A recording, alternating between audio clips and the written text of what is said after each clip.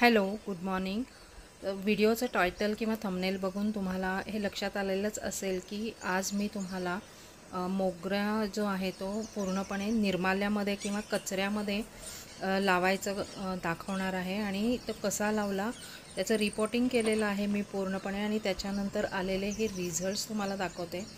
बघा किती फुललेला आहे. प्रत्येक कळींकळी हे फुललेली आहे आणि प्रत्येक फुटव्यावरती भरपूर कळ्या आलेल्या आहेत. गुच्छांनी कळ्या आलेल्या आहेत. एकेका फुटव्यावरती 5 ते 6 कळ्यासुद्धा आलेल्या आहेत. मोगऱ्याला अशी फुलं घेण्यासाठी आपल्याला ही तयारी साधारण मिड जानेवारीपासूनच करावी लागते. फेब्रुवारीमध्ये केली तरी चालेल. ही फुलं आपल्याला जूनपर्यंतसुद्धा ब्लूमिंग देतं. हे झाड आपल्याला ब्लूमिंग देतं. तर जानेवारीपासून आपण ह्याची तयारी करायची असते. त्यासाठी आपल्याला पॉटसुद्धा तयार करून ठेवावा लागतो. मी इथे 20 लिटरच्या पॉटमध्ये हे लावलेलं आहे. पूर्वी जे लावलेलं होतं ते अगदी छोट्या पॉटमध्ये होतं. हे मी कटिंगनी लावलेलं रोप आहे. तर आधी मी तुम्हाला हे पूर्णपणे लावलेलं हे दाखवते. रिपोर्टिंग केल्यानंतरचा हा व्हिडिओ आहे. मोठं रोप आहे. 8 ते 10 वर्षापूर्वीपासून मी हे कटिंगनी लावलेलं रोप आहे. दरवर्षी ह्याच्यावरती मी खूप फुलं घेते. आज मी ह्याचं रिपोर्टिंग करायचं ठरवलेलं होतं. तर मी हे छोटंसं तुम्हाला पॉट दिसतो तर त्या पॉटमध्ये म्हणजे साधारण एक 5 लिटरचा पॉट असेल त्याच्यामध्ये होतं. त्यात रूट बॉन्डिंग झालेलं आहे. भरपूर त्याला मुळं आलेली आहेत. तर खूप वर्ष एकाच पॉटमध्ये जर एखादं रोप असेल, परमनंट रोप असेल तर त्याला खूप मुळं येत जातात. कारण आपण त्याला भरपूर खाऊ देत असतो, खाद्य देत असतो आणि त्यामुळे त्याला भरपूर मुळं येतात. वाढ चांगली होते. पण त्या मुळांना वाढायला जागा नसते. त्यामुळे त्यांना मोठं घर करून देणं गरजेचं असतं. म्हणून असं रूट बॉन्डिंग होतं. म्हणजे बघा खूप गच्च अशी मुळं भरलेली आहेत. जेव्हा या मुळांना वाढायला जागा नसते तेव्हा ती पुढेसुद्धा म्हणजे त्याच्या रोपावरतीसुद्धा त्याचा परिणाम दिसून येतो. म्हणजे त्याला फुलं वगैरे कमी यायला लागतात. तर त्यांना अशी मोकळी करून घ्यायची. मुळं अशी खुरपीनी केलात तरी चालेल, हाताने सुद्धा केलात तरी चालेल. जेव्हा अशी मुळं मोकळी होतात तर त्यांना छानपैकी ऑक्सिजन मिळतं, त्यांना छान हवा मिळते. तर अशी मुळं तुम्ही जर नवीन गार्डनर असाल तर एवढं डीप रिपोर्टिंग करू नका.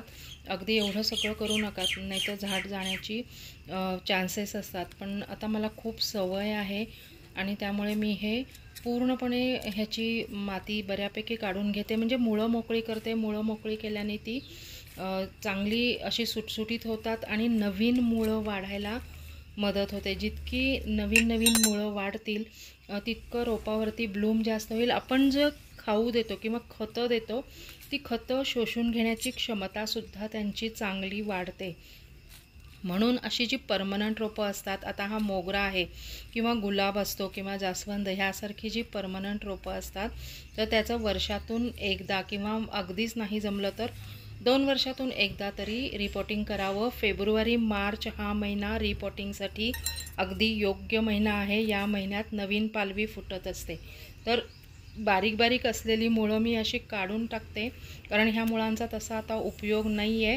कारण नवीन मुळंसुद्धा आता फुटणार आहेत आपण जेव्हा ह्याला नवीन घर देऊ तेव्हा.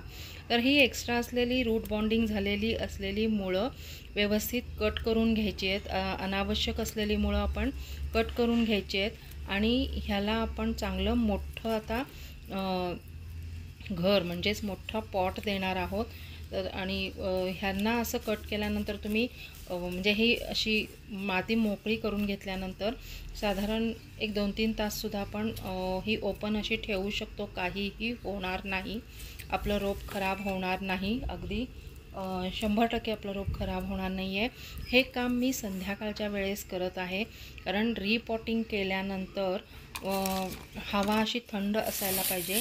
तर तुम्ही बघता इथं हे जे आहे मी एका माठामध्ये निर्माल्य जे आहे ते पूर्णपणे वाळायला ठेवलेलं होतं. म्हणजे ॲक्च्युली खाली त्याच्या खतच आहे, खत तयार झालेलं आहे, पण वरून पुन्हा निर्माल्य ठेवलं होतं. हा 20 लिटरचा पॉट मी घेतलेला आहे. पॉटच्या चोहोबाजूनी भरपूर होल्स केलेले आहेत. म्हणजे हवा खेळती राहते आणि एक्स्ट्रा असलेलं पाणी वगैरे निचरा होतो. म्हणजे निचरा होणारा पाणी पाहिजे, निचरा होणारा पॉट पाहिजे. पाण्याचा निचरा व्यवस्थित झालाच पाहिजे, नाहीतर पाणी जर बाहेर नाही पडलं तर कुजून त्याला वास येऊ शकतो आणि मुळंसुद्धा कुजून जातात। तर अशा प्रकारे मी खाली थोडीशी साधी माती घालून वरती निर्माल्य घातलेलं आहे।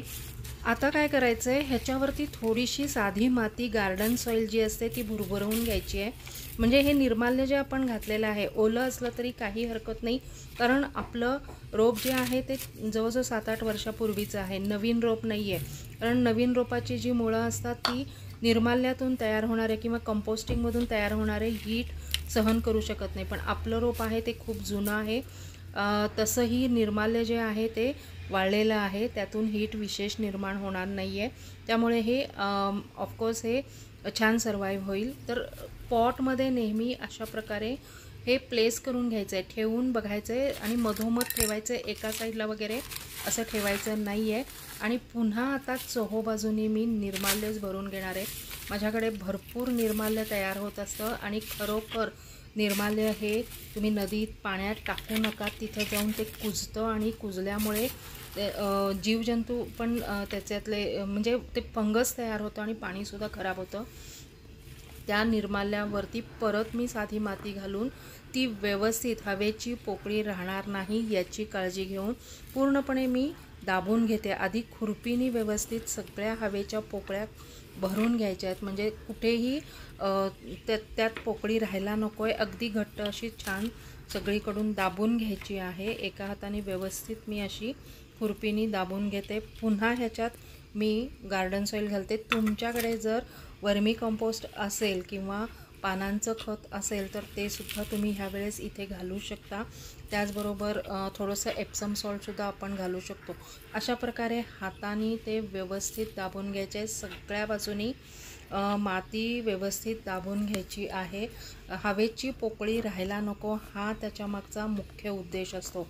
हे काम आपण 4 ते 5 वाजता करायचं आहे संध्याकाळच्या वेळेस, म्हणजे रात्रभर जी म्हणजे हवा थंड असते त्याच्यामध्ये हे चांगलं सेट होतं, सर्वाईव्ह होतं। भर उन्हात हे करायचं नाही। रिपोर्टिंग केल्यानंतर साधारण 1 ते 2 दिवस बस आहे, तुम्ही उन्हात ठेवायचं नाही आहे। आत्ताचं ऊन खूप जास्त आहे। ॲक्च्युली मी हे सगळं काम केलेलं आहे ते फेब्रुवारीच्या सुरुवातीला केलं आहे आणि आत्ता तुम्हाला त्याचे रिझल्ट्स पण मी दाखवते आहे की साधारण 25 ते 30 दिवसामध्ये ह्याचे छान रिझल्ट आलेले आहेत। तुम्ही जर अजून हे काम केलेलं नसेल, तुमच्याकडे जर मोगऱ्याला फुलं येत नसतील तर तुम्ही अजूनही रिपोर्टिंग करू शकता। चैत्र महिना हा नवीन फुटवे येण्याचा महिना असतो, नवीन फूट येत असते, सगळीकडे चैत्राची पालवी फुटत असते। त्यामुळे असा अजिबात विचार करू नका की आत्ता ऊन खूप आहे तर आत्ता आपण कटिंग लावायचे का, आता आपण ट्रिमिंग करायचं का, रिपोर्टिंग करायचं का। तर हे जे दिवस आहेत हे रिपोर्टिंग करण्यासाठी, कटिंग करण्यासाठी, ट्रिमिंग करण्यासाठी, प्रूनिंग करण्यासाठी योग्य दिवस आहेत। भरपूर पालवी फुटते ह्या दिवसात जरी ऊन असलं तरीसुद्धा। आता फुलं देणारी ही जी रोपं आहेत सगळीच रोपं ह्यांना अगदी 6 ते 7-8 तास ऊन मिळायलाच पाहिजे तरच ते छान ब्लूम होतात। तुम्ही इथे जवळजवळ 25 दिवसानंतरचा हा रिझल्ट बघताय। तर 25 दिवसानंतर अशी भरगच्च फुलं आली आहेत आणि प्रत्येक फूल हे मोठं उमललं आहे। तर कळ्या तर भरपूर येतात पण उमलायला पण पाहिजेत, तर त्यासाठी दर 15 दिवसांनी आपण कांद्याच्या सालीचं पाणी दिलंच पाहिजे। त्याचबरोबर आपण काही लिक्विड फर्टिलायझर्स तयार करत असतो, डाळ तांदूळ धुतलेलं पाणी द्यायचं आहे। त्याशिवाय महिन्यातून एकदा आपण आंबट ताकसुद्धा ह्याला द्यायचं आहे। त्या ताकामध्ये 1 ग्लास जर आंबट ताक असेल तर 10 ग्लास पाणी घालायचं आहे। कांद्याच्या सालीचं प्रमाण पण तसंच आहे, कांद्याच्या साली भिजवून त्याचा एक्स्ट्रॅक्ट काढून 1:10 या प्रमाणात पाणी मिक्स करून त्याला द्यायचं आहे। याचबरोबर फॉस्फरस भरपूर मिळण्यासाठी तर फुलं भरपूर येण्यासाठी पोटॅशियमची गरज असते आणि पोटॅशियमसाठी आपण वाळलेली जर केळी असतील काळी झालेली किंवा मग केळीच्या साली ह्याच्यामध्ये भरपूर पोटॅशियम असतं। तर फुलं येणाऱ्या सगळ्या रोपांना पोटॅशियमची खूप गरज असते, त्यामुळे आपण केळीच्या सालीचं पाणी मी तर अगदी रेग्युलरली देतच असते। शिवाय ह्याला म्हणजे ॲसिडिक सॉईल लागते, तर ॲसिडिक होण्यासाठी आपण चहाचा चोथा जो वापरलेला असतो तो धुवून ह्याच्यात घातल्याने सुद्धा सॉईल ॲसिडिक होते, किंवा तुमच्याकडे जर लिंबाच्या साली असतील तर त्यासुद्धा तुम्ही वापरू शकता.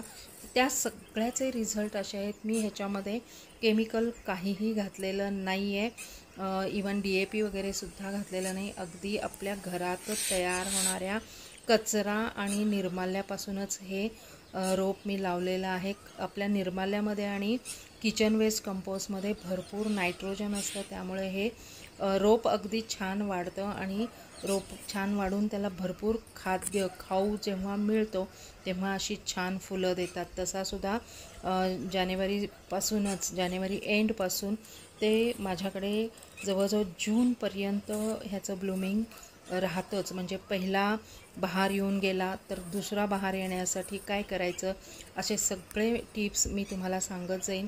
माझा व्हिडिओ शेवटपर्यंत बघितल्याबद्दल खूप खूप धन्यवाद. Thanks for watching.